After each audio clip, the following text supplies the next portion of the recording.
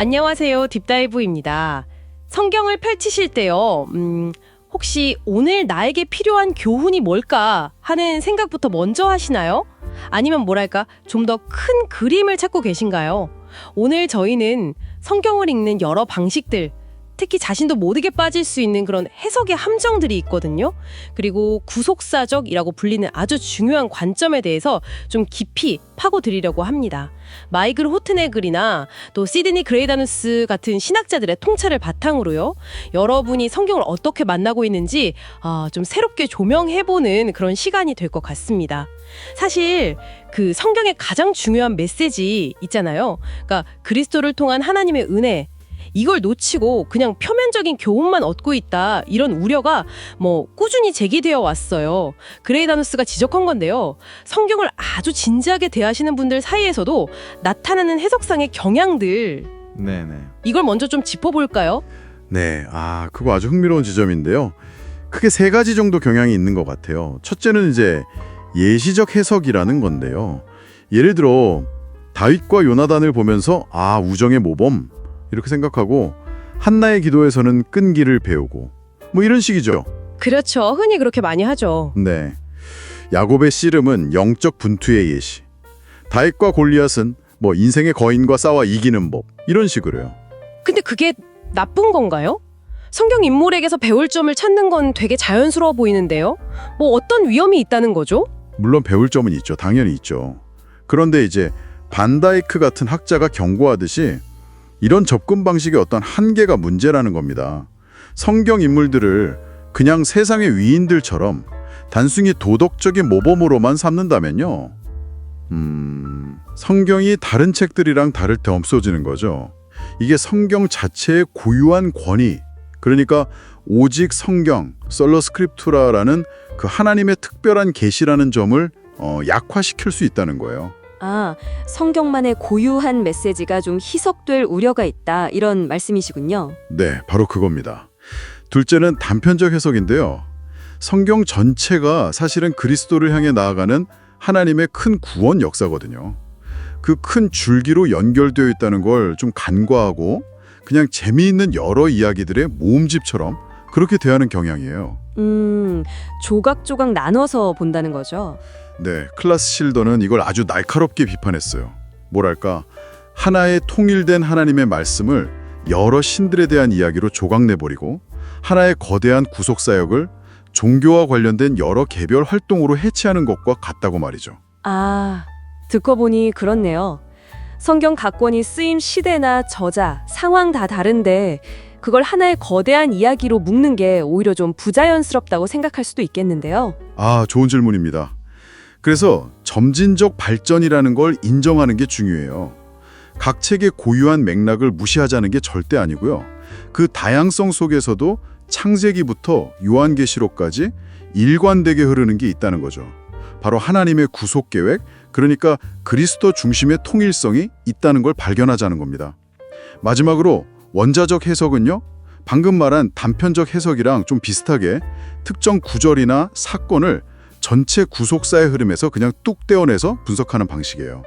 나무만 보고 숲은 못 보는 격이 될 수 있겠군요. 그렇죠. 그럴 수 있습니다. 이런 해석의 경향들이 그럼 설교 현장에도 그대로 나타나겠군요. 도덕주의적 설교, 이게 대표적인 문제 유형이라고 아까. 그렇습니다. 네. 도덕주의적 설교는 복음을 마치 우리가 지켜야 할 또 하나의 율법처럼 제시하는 경향이 있어요. 하나님의 주도적인 은혜, 그러니까 오직 은혜, 솔라크라테아는 슬쩍 뒤로 하고요. 인간의 노력, 의무, 우리가 본받아야 할 점, 이런 것만 강조하는 거죠. 우리가 뭘 해야 하는지에만 초점을 맞추는 거네요. 네. 아브라함, 야곱, 다윗 같은 인물들 보면 실수도 많고 부족함도 있잖아요.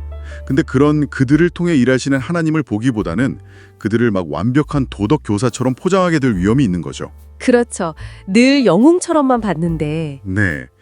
그러다 보면 본문의 진짜 메시지 대신에 설교자의 어떤 의도가 앞설 수도 있고요. 듣고 보니 흥미롭네요.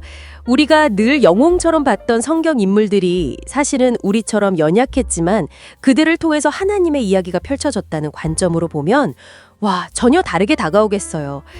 그렇다면 이런 함정들을 좀 피하고 성경을 더 깊이 이해하기 위한 대안, 그 구속사적 해석이라는 건 정확히 뭔가요? 네. 구속사적 해석은요, 성경 전체를 어떤 허구나 교훈집이 아니라 실제로 일어난 하나님의 구원 역사로 읽는 방식입니다. 창세기부터 요한계시록까지 성경은 약속과 성취를 통해서 점진적으로 드러나는 그리스도를 정점으로 하는 하나의 통일된 이야기다. 이런 관점이죠. 하나의 큰 이야기군요. 네. 핵심은 성경이 1차적으로 나의 이야기나 나를 위한 지침서 이게 아니라요. 과거, 현재, 미래를 관통하는 하나님의 객관적인 구원 행동에 대한 기록이라는 겁니다. 이 구원의 역사에 우리가 동참함으로써 믿음의 공동체가 되는 것이고요. 예를 들어 주실 수 있나요? 다윗과 골리앗 같은 이야기? 좋습니다. 다윗과 골리앗 이야기요. 단순히 내 안의 두려움 골리앗을 용기 다윗으로 이겨내자 이런 교훈을 넘어서요. 다윗은 기름 부음 받은 왕으로서 장차 오실 진정한 왕 그리스도를 미리 보여주는 인물이거든요. 예표하는 거죠. 아, 그리스도의 예표. 네. 그리스도께서 인류의 가장 큰 원수인 죄와 죽음, 그 거대한 골리앗을 결정적으로 무너뜨리실 것을 보여주는 사건으로 읽을 수 있는 거예요. 예수님께서 엠마오로 가던 제자들에게 모세와 선지자들의 글이 전부 자기에 대해 증언하는 거라고 풀어주셨잖아요. 누가복음 24장에. 네, 맞아요. 그게 이 해석의 중요성을 아주 압축적으로 보여주는 거죠.